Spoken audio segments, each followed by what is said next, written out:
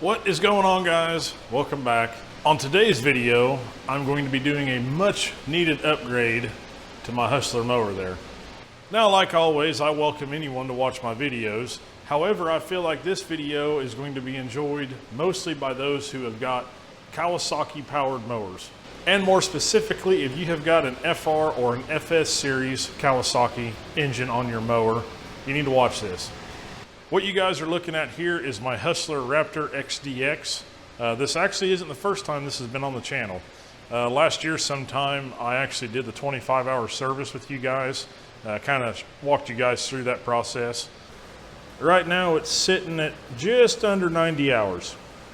And for those who don't know, at 75 hours on these Hustlers, they recommend you do your second service, as well as doing the hydro gear service as well. And don't even get me started on that. That is a pain in the butt. I thought about making a video on it, and I'm glad I didn't because I struggled with it. But anyway, during that 75-hour service, I obviously did, a thorough check of the whole mower, checked everything out. And just being honest with you guys, I have had no issues with this mower. With the exception of normal service work and keeping the deck clean, keeping my blade sharp and stuff like that, knock on wood, nothing has broke on it. But what led me to make this video is one of the service items you need to do is you need to check your air filter. Even though I wasn't at 100 hours, I figured while it was in here, I'd go ahead and pop the lid and take a look at it. And boy, I wish I'd taken some pictures when I did, because that factory air filter was caked in dead grass clippings, dried up leaves, all kinds of crap.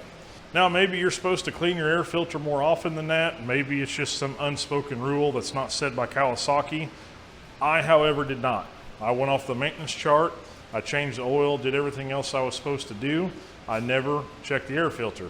So obviously I cleaned it as best as I could, stuck it back together, and I mowed my 6 yards with it last week, and everything's been fine and dandy. But I knew I needed to go ahead and replace that air filter. Now again, for those who don't know, but for those who do, they know that the air filter is underneath this lid.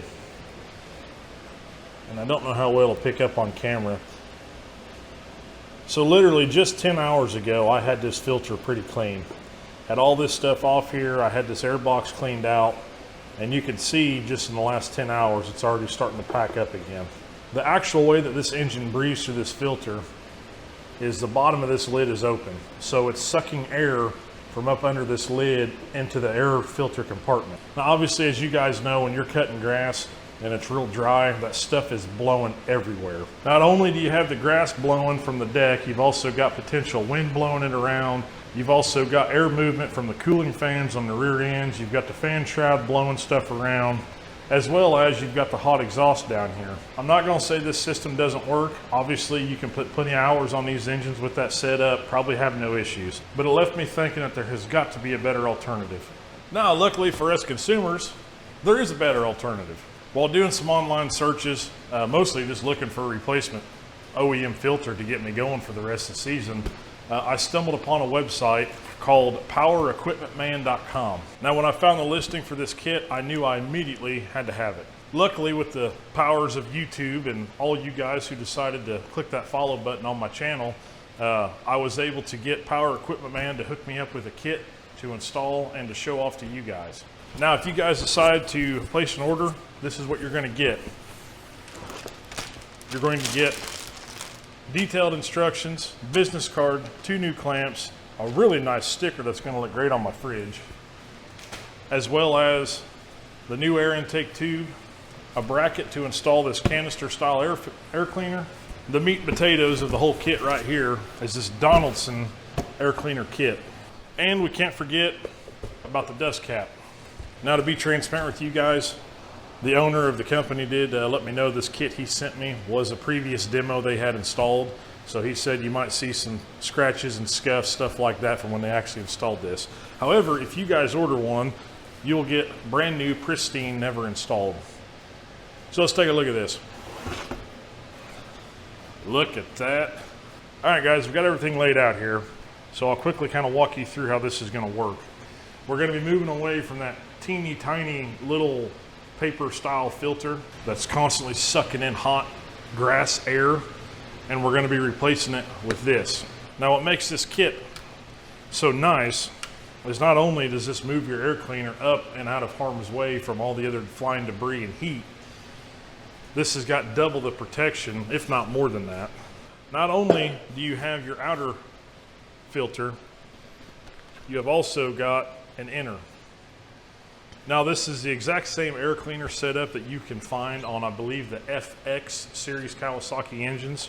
And I was curious, so I looked up their maintenance schedule, and from Kawasaki they recommend cleaning these every 100 hours, but only replacing them every 200 hours. So in theory, you're doubling the lifespan of your air cleaner at really no extra expense. You can get these filters from Kawasaki. They're a straight Donaldson filter. They're very common. And the outer filter here is only around 25 bucks. So again, this is gonna sit on top of your engine. You have got the Vortex style cap here that's gonna sit on top. So your actual clean air intake is going to be coming from up above the engine instead of from down low. The bottom of this dust cap does have a screen on it to keep bigger particles and stuff from building up. It's easily removable if you want to take it off and clean it. Once you get that installed, you have got the new hose to connect to your carburetor and the mounting bracket that this thing bolts to. Again, it's a very simple design. Everything is straight bolt-up design. You literally only need basic hand tools. I think you might need an 8mm for the clamps, and I think a Phillips and a flathead screwdriver, and that's it. Also, I want to say that on the website you can find a link to an install tutorial walking you through step by step. If you're old school and you like looking at paper instructions, they got you hooked up on that as well. Very detailed color pictures showing you exactly how to do this. So enough of my chit-chatting and talking here. Let's go ahead and get this put on the engine. All right, let's go ahead and get this factory filter out of the way. Yeah, look at that. So 10 hours ago, I had this thing pretty much spotless, and it already has that much buildup. All right, once you get the air filter out of the way, I'm gonna go ahead and pull this intake boot. I am happy to see that there is no dirt inside this intake boot, which is nice. Now, because education's expensive, I'm gonna go ahead and plug this carburetor throat before I drop something down it. I just wanted to show you guys this buildup in here.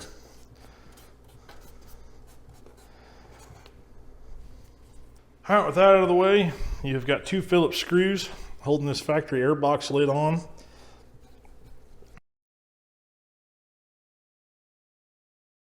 All right, we have got our nice new heavy duty bracket. And again, you use the factory hardware to install it. So no need on trying to guess what thread it is. You can use what you got. I also just want to add that this specific kit here is for the FR 651, 691, and 730. If you have an FS, he also offers a kit that you can find on his website.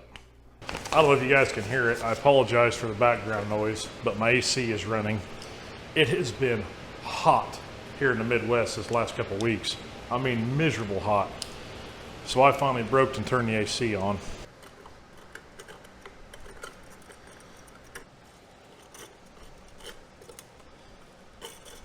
Once we get that done, it does recommend to go ahead and install your intake tube, your new one. Like mentioned, you do want to use your factory clamp here. Instructions specify you want the long side going down, so that's what I did here. I'm not going to tighten that up until I get the air cleaner on, so I make sure it's in the right place. All right, once you do that, you go ahead and work the hose on air cleaner.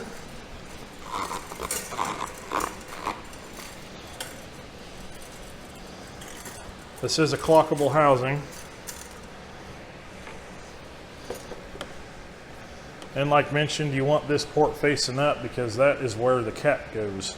Rain cap, dust cap, whatever you want to call it.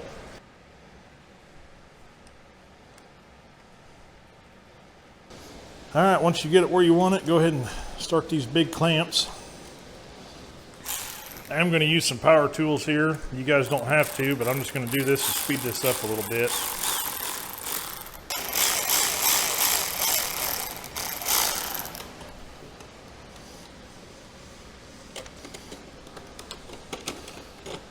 I like where that's at. I like where the hose is at, the intake. Let's go ahead and tighten these clamps down now. Same deal, I'm gonna put mine down, facing down.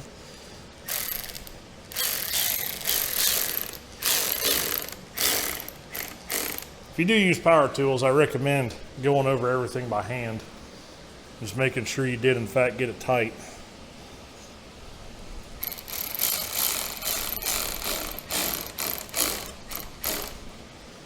Once you do that, we go ahead and put our hood on. Again, this has also got a worm drive clamp. So put it where you want it. Tighten it down. Well, I just want to add, whenever you guys go to put these clamps on, if you follow the instructions, you'll be fine. I did not.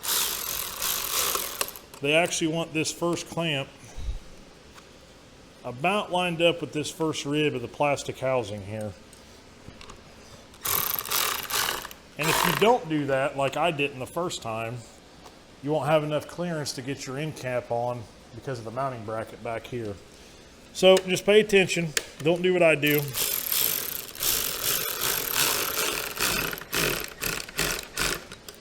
Now we can put our cap on here.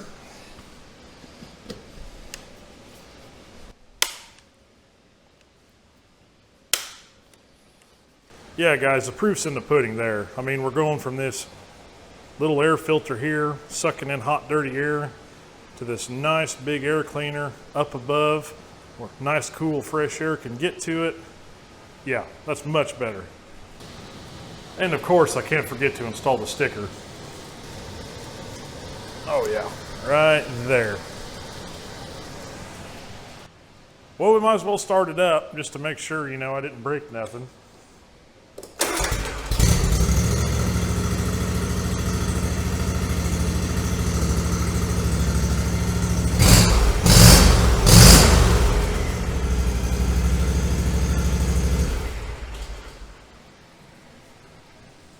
Well, just to recap, guys, again, that kit you get from powerequipmentman.com.